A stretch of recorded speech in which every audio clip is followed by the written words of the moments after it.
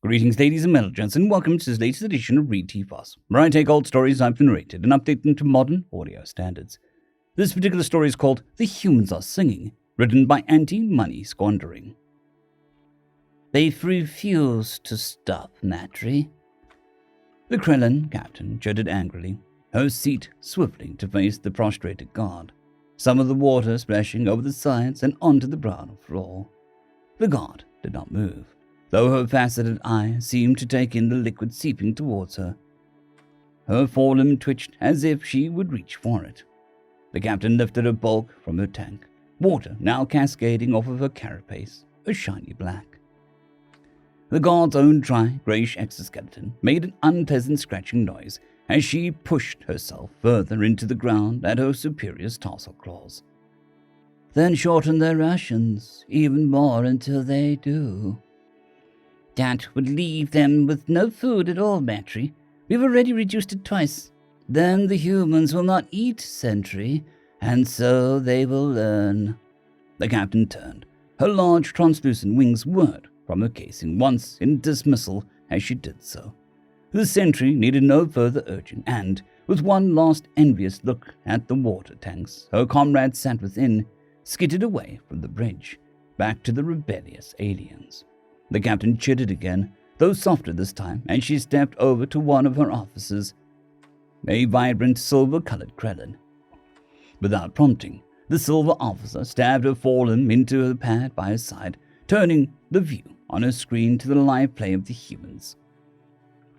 Bizarre creatures, Matri, she offered, moving as if to rise from her tank. The captain waved a forelimb to stall her, and the silver Krellin sank back into the liquid. Bizarre indeed, First Scout. Bizarre indeed. The First Scout twisted her forelimbs once more, and sound began to emanate from the monitor in front of them, a cacophony of noise. Are they communicating? The captain asked, beginning to pace behind the First Scout's tank. This babble seems similar to what they did when first captured. It is similar, Matri, or at least some of our scientists think so, just louder and in unison. Yes, I had noticed that. They stop for periods, but if one begins, they all make that interminable noise again. Are they a hive-mind species? No, Matri, at least not one similar to any that we've previously encountered. The current theory is that they are singing. Singing? The captain's wings vibrated rapidly in laughter, only to stop when she noticed the slowly clicking mandibles of her subordinate. That is them singing, but to what purpose? Are they the young of the species? It is possible, Matri, but we don't believe so. There has been little contact with the species, but their measurements seem to match our data as mature specimens. So these humans are just singing, even when such an act causes them punishment? The silver Krellin spun her chair around, ignoring the screens at her back and devoting her full attention to her superior. She clicked her mandibles together a few more times before answering, as if still trying to make sense of it herself. We think it may be a coping mechanism, or even meant to be warlike in nature. Warlike? Singing? The captain looked past her First Scout to the screens, where the thin mammalian aliens continued their loud discord, some locking forelimbs with each other, others swaying in place. What is warlike about this childish act? Are they a cowardly race? Have we captured a group of males? Actually, Matri, we think it's an intimidation tactic. The captain's wings vibrated once more, and this time the First Scout's chair sloshed some water as she joined in.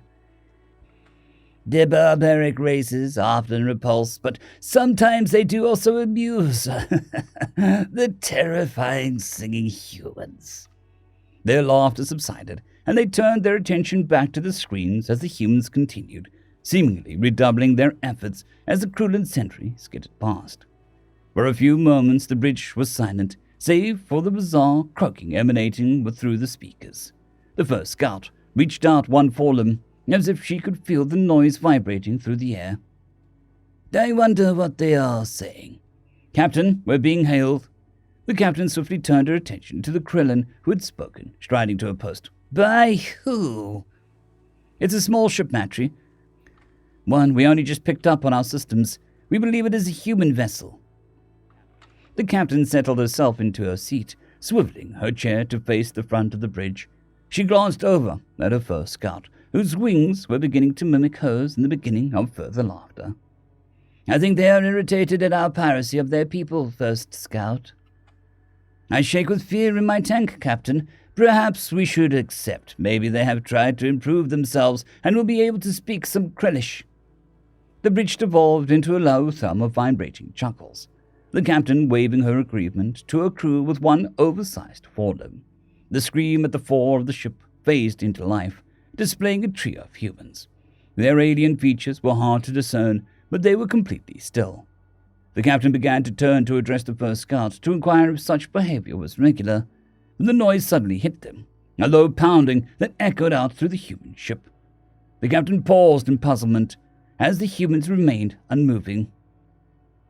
What is this? Are they communicating? I don't know, Matry, a small bronze Krellin answered, twisting at their monitor. I don't believe so. It is the same, the first scout suddenly said, her gaze now on the screens at her post. The same? The captain queried, eyes still locked on the humans, wary of any movement at all from the bizarre aliens. As the singing, it's the same. Artificial, not emanating from the humans themselves, but it matches. And look.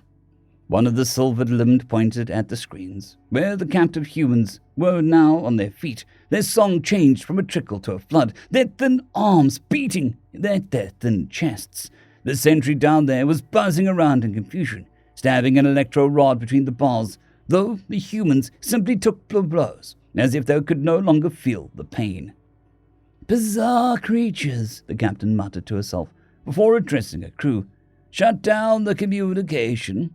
They can answer us once enclosed next to their brothers and sisters. A few more moments passed before the captain snapped her mandibles shut in irritation. Shut it down, I said. Why am I still affronted by their dirge? Matry, we cannot. They're forcing it through somehow, and... The Krellin fell silent as their ship began to sound an alarm. On their screens, they watched as the small blips suddenly appeared. A few at first, until there were more than a dozen surrounding the circle that represented their own vessel. With each new blip, the roaring song coming through the speakers increased in volume until it was a sheer wall of noise, a shaking bombardment of audio that had Krellin looking about themselves, disorientated. Where did these ships come from? How did they know we were here? The captain screeched their questions unheeded as the crew struggled to analyze the threats now encircling them in the depths of space. She stood, crashing out of her tank as she stabbed her powerful forelimb into the carapace of her subordinate, who wailed in pain as it pierced through into the soft inside. Answer me! Silence. The captain pulled her limb from the crew member, who slouched down, its tank filling with a greenish-blue blush. The captain shook her large head from side to side, as if to remove the after-effects of the auditory onslaught. The communication hijacked by the humans' fleet was now quiet, the only noise being the agitated jitters of the Krellin and the still emanating song from the human prisoners. The captain stalked to the center of her ship, gazing up at the trio of humans still being broadcast. She snarled up at them, her mandibles smashing together. The humans still did not move. Another alarm sounded, more urgent and aggressive than the first, as the Krellin ship alerted its crew to a number of weapon systems now locked upon them. The middle human bared their teeth. The camera panned back to show the humans turning and entering a shuttle, accompanied by scores of armored and armed crew members. The Krellin ship pinged again, acknowledging the multitude of such craft detaching from a dozen human ships, all beginning their journey to board the Krellin vessel. Captain, your orders, the first scout screeched, half out of her own tank.